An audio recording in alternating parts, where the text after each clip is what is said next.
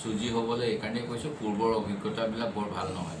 মই কাৰো নাম ল'ব নিবিচাৰোঁ। সকলোৱে যদি মিত্ৰতাৰ বাবে নিষ্ঠাৰে আগবাঢ়ে, আৰু মই প্ৰথম কোৱা কথাটোৱে, যদি নিজৰ দলৰ স্থিতি চাই ক'ত কোনে খেলিব লাগে সেইখিনি কথা ভালকৈ ভাবে, আৰু পূৰ্বৰ অভিজ্ঞতাই বহুত নহয়। আজি ৰাতিপুৱা মই কোনোবা বেলেগ ৰাজনৈতিক ব্যক্তিক পাইছোঁ, তেওঁলোকে কৈছে আগতে আমাৰ সমষ্টিত আমুক দলটো জিকি আছিল, এতিয়া আমাৰ দলৰ ভাল হৈছে। সেই গতিকে গোটেই কথাবিলাক চাই পেলাই এটা সুস্থিৰ সিদ্ধান্ত লোৱাটো দৰকাৰ, আৰু মিত্ৰতাটো নিশ্চয় প্ৰয়োজন। কেতিয়াও কংগ্ৰেছে এককভাৱে খেলিম বুলি কোৱা নাই। কিন্তু মিত্ৰতা হ'লে যিটো ভাবুকিৰ দৰে দিয়া হৈছে যে এলায়েন্স হ'লে বিজেপি হাৰিব, এলায়েন্স নহ'লে বিজেপি জিকিব, সেইটোত একমত হয়নে নহয়?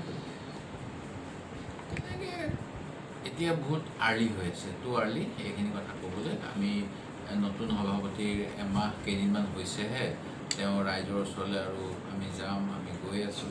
ৰাইজে কেনেকুৱা মতামত দিয়ে তাৰ ওপৰতে দলৰ সিদ্ধান্ত ল'ব লাগে। আকুলকৈ সিদ্ধান্ত কেতিয়াও ল'ব নালাগে, আগতীয়া সিদ্ধান্ত ল'ব নালাগে, এইবিলাকে ক্ষতি কৰিব। আপোনাৰ ৰাজনৈতিক কিয় এৰাই চলিলে বা কালি যে এনেকুৱা হৈছিলে মই সন্ধিয়া সময়তহে গম পাওঁ, আগতীয়াকৈ ইমান গম নাপাওঁ। নিশ্চয় তেখেতসকলে কিবা এটা গাইগুটীয়াকৈ সকলোৰে লগত আলোচনা কৰিব বিচাৰিছে কিজানি, সেই গতিকে কংগ্ৰেছৰ কথাখিনি অহা নাই, দেখা যাওক।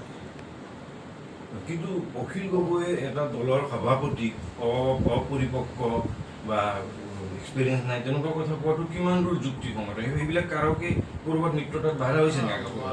মই আগতেও কৈছোঁ, আমি সকলোৱে সংযম ৰাখি কথা ক'ব লাগে। কাৰ কথা ক'লে তেখেতে? টিলিঙাৰ কথা কৈছে কংগ্ৰেছক। সেইখিনি মই ক'লোৱেই যে আমি ভাল কথা ক'ব লাগে। মোৰ সেইদিনাখনে মই সংযত হৈ ক'বলৈ কৈছোঁ, আৰু তেখেতে টিলিঙাৰ কথা কৈছে। সেইটোৱে আমাৰ দলীয় কৰ্মীসকলক দুখ দিছে। মই ভাবোঁ তেখেতে অকণমান ভালকৈ কথাখিনি ক'ব।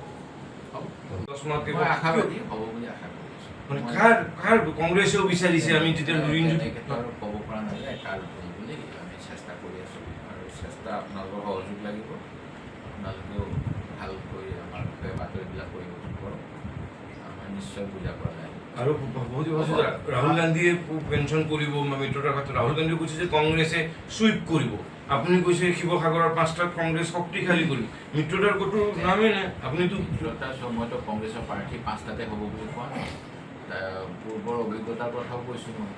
এটা তেনেকৈ চাবলৈ গ'লেতো শিৱসাগৰ সমষ্টিটো CPI দলে বেছিকৈ দাবী কৰিব পাৰে, মই যিটো দেখা পাইছোঁ। আপুনি মই যিখিনি ৰেকৰ্ডৰ কথা, কিন্তু সেই ভিত্তি আছেনে নাই সেইবিলাক চাব লাগিব। আজি ৰাতিপুৱা মই উজনি অন্য এটা সমষ্টিৰ কথা ক'লোঁ, তেখেতসকল আহিছিল, কৈছে আগৰ সেই প্ৰভাৱ আগৰ দলটোৰ নাই, আমাৰ ভাল হ'ব। সেই গতিকে এইবিলাক কথা গোটেইবিলাক মানুহৰ মনবিলাকৰ কেনেকৈ কোনফালে গৈছে তাৰ ওপৰত নিৰ্ভৰ কৰে। আমাৰ দলে সেইবিলাক চাই সিদ্ধান্ত ল'ব, মানে সময় আছে। ৰাইজৰ দলৰ প্ৰভাৱ নাই।